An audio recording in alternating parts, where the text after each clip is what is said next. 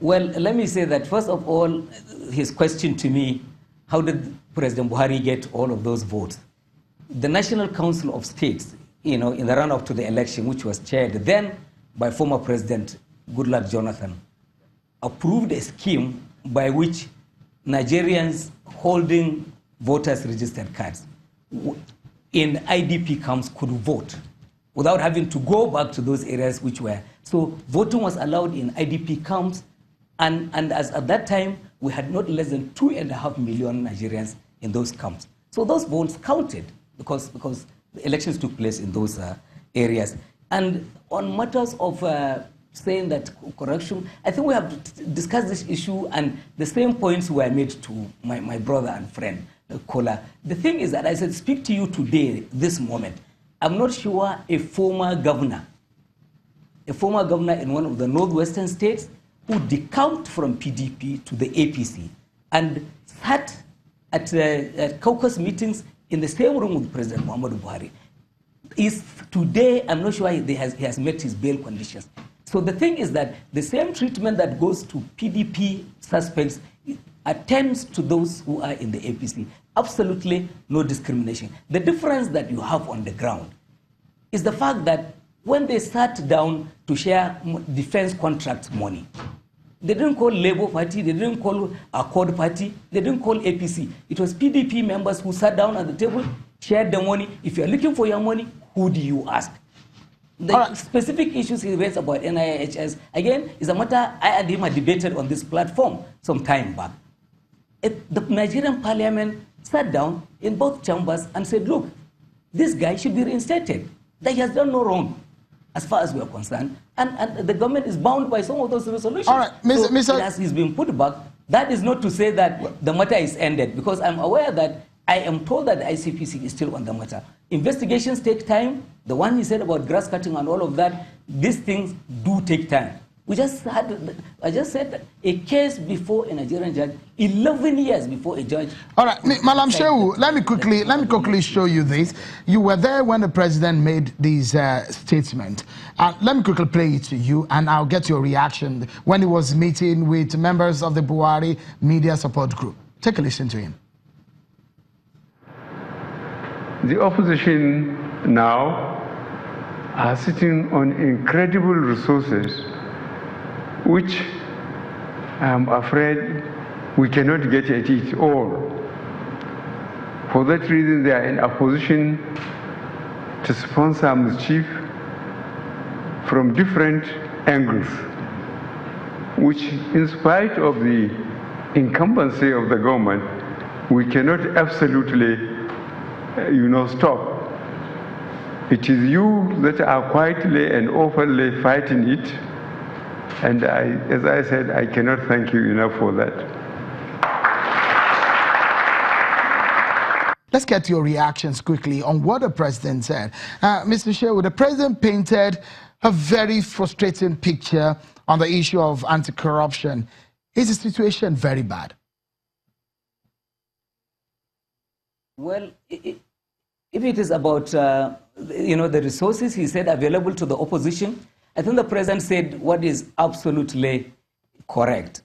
There is a tendency among all of humans. When you labor, you work hard to earn money, you spend wisely. When it is not money earned, you fritter it away.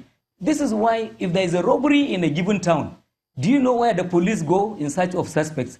They will go to brothel, they will go to prostitute quarters, because they know that people who get easy money, they are looking for places like that to go spend money. So the thing the president was saying is that with the people who had money that was not earned, they won't feel it when they are throwing it to the public, when they are splashing it on people so that they buy your votes or they compromise the press and all of that. That's the essence of his point. Is this government afraid of that kind of tendency in the 2019 election? It's subversive of democracy.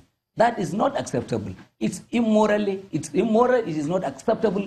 Mr. Shehu, do you know why I asked this question? Sorry if I may butt in.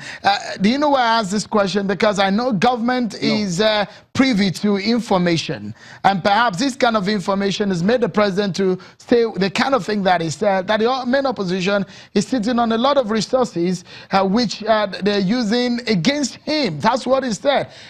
Do you see that playing out? Oh, absolutely, it is there. I mean, the money is already coming out. And you are looking for evidence. What more evidence do you want, given the fact that whistleblowing is bringing out so much of this money? And beyond that, you know, people are, the courts are helping the nation. In fact, countries outside, friendly nations abroad are helping to get back money. So this money is sitting there. And unless it is recovered, it is gotten back. Yes, it can be used against national interest. Mr. Ologbondiyan, weigh in on this one, react to what the president said. It's going to be difficult to defend this, isn't it, Mr. Ologbondiyan? I wonder how you're going to do that tonight. Why is it going to be difficult to react to it? Because the reason why is the same question I asked, that the government is privy to information, and I guess perhaps that the president might be speaking from the point of information. Shehu, the biggest problem of this government, of the Buhari presidency, is that it does not work on feedback mechanisms. They just write things on documents and present it to Nigerians, as if Nigerians are people who don't understand anything. As if Nigerians, I hate to use the word, are fools. The truth of the matter is that today, President Muhammadu Buhari has seen all the indices that he has failed Nigerians. And because he has failed Nigerians, they are going to vote against him in 2019. As a matter of fact, I just told Malam Garba, Shehu, that Nigerians have since moved beyond APC and President Muhammadu Buhari. So out of this fear, President Muhammadu Buhari is responding. The by-election in Oyo State, PDP is an opposition party. You had a sitting governor of APC who had a candidate. The last legislator on that seat was the Speaker of the State House of Assembly. PDP defeated the governor and defeated APC. And Malagaba Shehu sits down here and say that there's so much money. Where is the money? You claim to be recollecting the money that's in the hand of people who were in government before. You claim that the whistleblowing policy has done your government great impact. So where is the money in the hands of the opposition? Whether APC and President Muhammadu Buhari wants to take it or not, Nigerians have taken a decision on the level of failure of this government, and it is certain. Shehu, you are a political reporter. By what you are seeing in APC, happening in APC today, the way they have turned the table against each other, do you see the party, or do you see a government, or do you see any individual in APC? People that cannot manage an ordinary political party, people that cannot conduct ordinary world congresses, turning around to govern Nigeria. All right, and you think that Nigerians who are watching will follow them or will go and vote for them. The president is beginning to get frustrated out of his own failures. Mr. Ologbondiyan, closing moments now. In 30 seconds, what do you see in 2019? Do you see that perhaps the APC will speed up their performance? Just in 30 seconds, if you may quickly close for us on the program. So, from what we have seen, from the congresses that APC has held, from what we hear from Nigerians who are on your streets in Lagos, from the feedback that you are getting everywhere in the country, from the hunger, from the starvation, from the pains that Nigerians are going through today, do you think that Nigerians will return President Muhammadu Buhari? PDP is bound to win the 2019 election. And that's the fact. Thank you, Mr. Ologbondiyan. Mr. Garba Shehu, let me allow you to react quickly.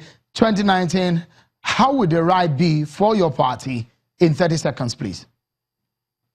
Well, we are comfortable going into 2019 because the opposition is in disarray.